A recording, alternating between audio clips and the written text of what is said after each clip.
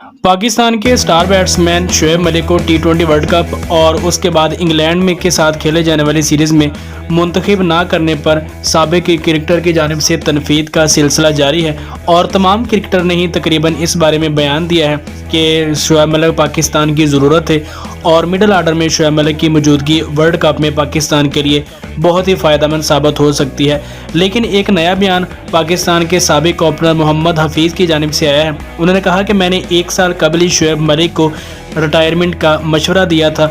उन्होंने कहा कि मैं शोएब मलिक ने पाकिस्तान की 21 से 22 साल तक खिदमत की है और इंटरनेशनल सतह पर पाकिस्तान की नुमाइंदगी इतनी देर तक करना किसी एजाज़ से कम नहीं है। लेकिन अफसोस इस बात पर है कि जब उन्होंने रिटायरमेंट का पिछले साल फैसला किया था तो उनको आखिरी मैच अपना यादगारी मैच खेलने नहीं दिया गया। मोहम्मद हफीज़ ने कहा कि पाकिस्तान में सीनियर्स की कदर करना और उनको रिटायरमेंट पर अलविदाई मैच ना देने का जो सिलसिला शुरू हुआ है वो बहुत ही गलत बात है और जो सीनियर खिलाड़ी हैं जो पाकिस्तान की खिदमत करते हैं उनको इज़्ज़त के साथ रुखसत करना चाहिए ताकि जितनी देर वो पाकिस्तान के लिए खेले हैं उनको भी इज़्ज़त के साथ रुखसत किया जाए ताकि उनकी भी हौसला अफजाई हो सके। लेकिन शोएब मलिक के बारे में उन्होंने कहा कि मैंने एक साल कबल ही शोएब मलिक को ये मशवरा दे दिया था कि वो रिटायरमेंट ले लें, क्योंकि उन्होंने कहा कि सिर्फ अपनी उम्र के नहीं देखना चाहिए बल्कि टीम के हालात भी देखने चाहिए, क्योंकि जो हालात चल रहे हैं वहाँ पर तो जो यंग क्रिकेटर हैं उनको भी क्रैम्प्स पड़ जाते हैं, यानी किसी न किसी वजह से उन्हें टीम से बाहर कर दिया जाता है।